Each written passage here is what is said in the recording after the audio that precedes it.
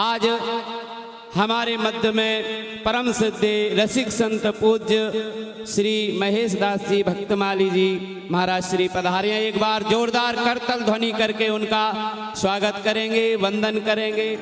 आज हमारे बीच में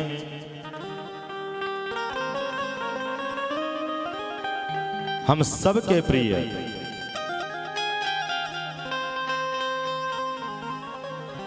और परम पूज्य प्रातः स्मरणीय पूज्य संत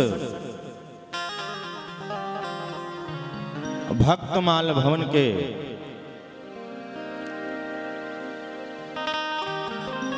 महंत श्री महेश बाबा जी महाराज हमारे बीच में पधारे हैं। एक बार जोरदार तालियों के साथ में बाबा का स्वागत करें। बाबा की बड़ी कृपा है और समय समय पर हम सभी लोगों को सद्मार्ग पे चलने की प्रेरणा भी समय समय पर देते रहते हैं। संतों का जीवन तो परोपकार के लिए ही होता है और ऐसे महापुरुषों का आजकल मिलना भी दुर्लभ है। जीव यदि गुण देखने लगे तो छोटे छोटे बच्चों से भी कुछ न कुछ प्राप्त कर लेता है। अब यदि अवगुण देखना प्रारंभ कर दे तो प्रत्येक जीव में अवगुणी व्यक्ति को अवगुण ही दिखाई देता है। लेकिन भागवत भगवान कहते हैं कि अन्यस्य दोष गुण चिंतन मास मुक्त्वा। करना क्या है? बोले भैया करना तो बस एक काम है, सेवा। क्या करना है? सेवा। दूसरी बात बताइए सेवा कथा। तीसरी बात बताइए रसम हो नितराम पिबत्तम। सेवा कथा रसम हो नितराम पिबत्तम।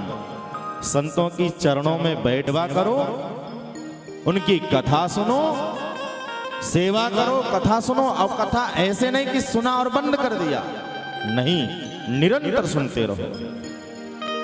जब तक जीवन है तब तक कथा है और जब तक कथा है तब तक ही जीवन है। तो ऐसे ऐसे संतों के चरणों में बैठ करके अपने जीवन को जीना चाहिए और यही जीवन की सुंदर कला हमारे महापुरुष देते हैं। तो मैं बाबा से प्रार्थना करूंगा, निवेदन करूंगा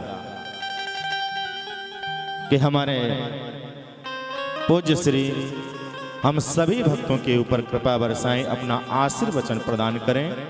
हमारे पूज्य बाबा महेश बाबा जी, महेश दास जी महाराज बड़ी कृपा करके आशीर्वाद दास के ऊपर बरसाते रहते हैं। हाँ,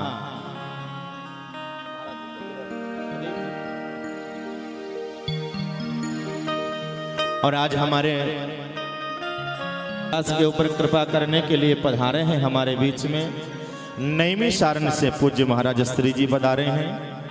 हाँ, जो मेरी जन्मस्थली है पूज्य महाराज श्री जी के लिए भी एक बार जोरदार तालियों के साथ में स्वागत करें। हमारे पूज्य बाबा आशीर्वचन प्रदान करें। श्री राधे।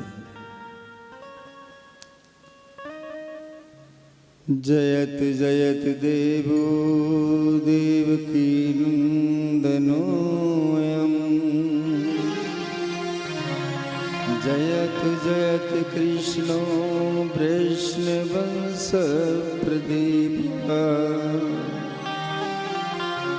जयत जयत मेघश्यामल कोमलांगो।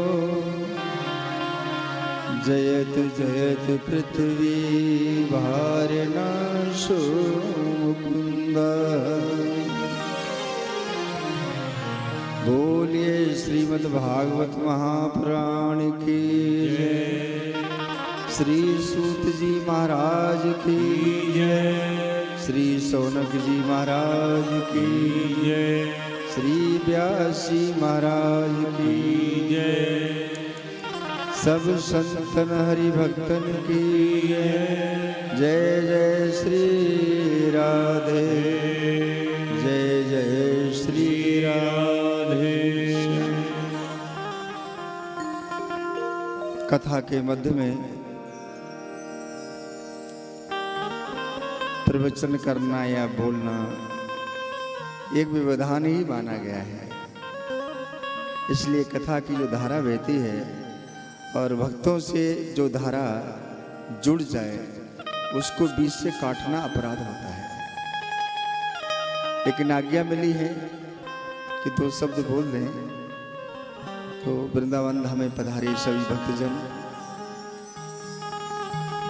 संत महापुरुष सभी के चरणों में वंदन। पूज्य महाराज श्री जिनके अथक प्रयास से माँ जमुना की गोद में बांके बिहारी लाल की पावन छत्र छाया में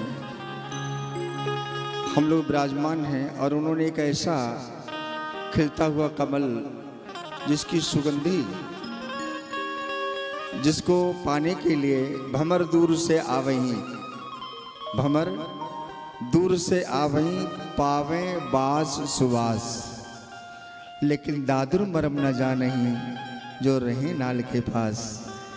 जो कमल की नाल होती है वो कीचड़ से निकल के आती है। जन्म सबका संसार में हुआ है, संसारी लोगों में हुआ है, लेकिन ये संतों की महती कृपा कि उस कीचड़ से, वो कीचड़ के नीचे बैठा हुआ एक मेढक होता है, उसी कीचड़ में रहता है और वो कमल नाल का जो दंड है जिसे हम लोग डंडी बोलते हैं ना कमल की, वो दंड वहीं से होकर गुजरता है, उसी के नीचे वो मेढक बैठा रहता है।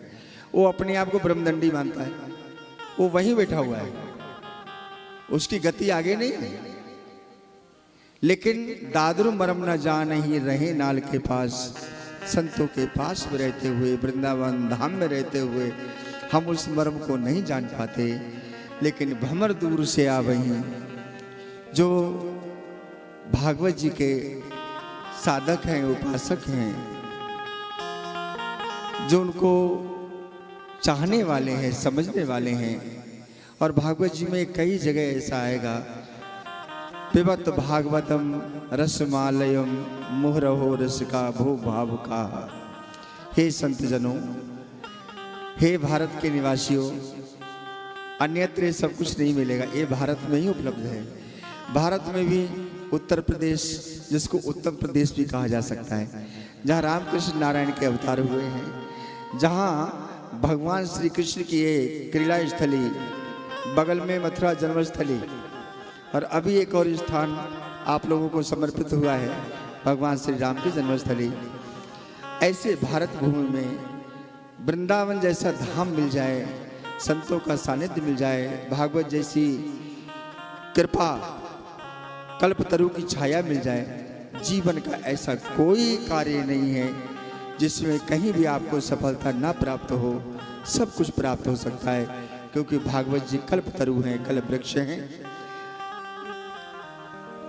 देव वृक्ष है, जिसके नीचे बैठे सब कुछ प्राप्त हो सकता है। हमारे महाराज श्री ने हमें ऐसा ही कमल हमारे लिए हमारे हाथ में दे गए हैं, जो हमेशा पुष्पित है, खिला हुआ है और उसमें वास भी है। मन करता है, सुवास यही है कि आज जो हम लोग भागवत जी की सुंदर पराग लेकर के जाएं, सुंदर पराग की सुगंधि को हम लोग अनुभूति करें और अपने मन मंदिर में, मन मस्तिष्क में उसको बसाएं। भागवत जी सुनने के नहीं है भगवान ना, सुनते तो जाने क्या क्या हो। भागवत जी सुनो, भागवत जी में लिखा है पिबत भागवतम रसमालय मोहरो रस का भोभाव का, इसे पियो। कहां से? इन कर्ण पुटों से पियो, पियो और पचाओ, पियो और पचा जाओ। जब ये पच जाएगी तो महाराज तुलसी भीतर बाहर जो चाह सज उजियार, बाहर भी प्रकाश फैलेगा और अंतःकरण में तो भगवान प्रसन्न होंगे ही होंगे। इसलिए नित्य निरंतर कब तक सुने? बोले महाराज रसमालय, आलय बोलते हैं शंकर जी का शिवालय, जल डालते हैं ना, घड़ा रख देते हैं तो टप टप टप टप बूंद गिरती रहती है। ऐसे ही आलय पर्यंत जब तक सांस चले तब तक सुनो, जब तक शरीर में सांस रहे तब तक सुनो, जहां मिले वहां सुनो, जहां भागवत जी मिल जाए वहां सुनो। यहाँ तो यहाँ सब उपलब्ध है, वृंदावन जैसा धाम, राधा रानी का पावन छत्र छाया बिहारी जी के चरण की छत्र छाया, यमुना महारानी की पावन गो जो भक्ति प्रबोधनी है, ऐसा सामंजस्य यहाँ मिला हुआ है। बड़ी ठाकुर की कृपा। मैं भक्तमाली, ये लोग बोलते हैं मुझे बाबा बोलते हैं, तो बाबा होने के नाते, भक्तमाली होने के नाते एक माला इनके नाम की भी करता हूँ, क्योंकि महाराज श्री जिस तरीके से निरंतर मैंने देखा, महाराज श्री का दर्शन किया, निरंतर ग्रंथ को मैंने पढ़ते हुए ही देखा। जब भी आया कोई ना कोई ग्रंथ पढ़ते हुए देखा है। प्रभु से प्रार्थना करता हूँ आप स्वस्थ मन से, स्वस्थ हृदय से, मस्त होकर के इसी प्रकार से सभी भक्तजनों के लिए सुंदर भागवत जी का रसपान कराएं, ऐसी मेरी मंगल कामना, ठाकुर से प्रार्थना। इन्हीं के शब्दों के साथ में मैं भागवत जी को प्रणाम करता हूँ। बोलिए श्री वृंदावन बिहारी लाल की जय।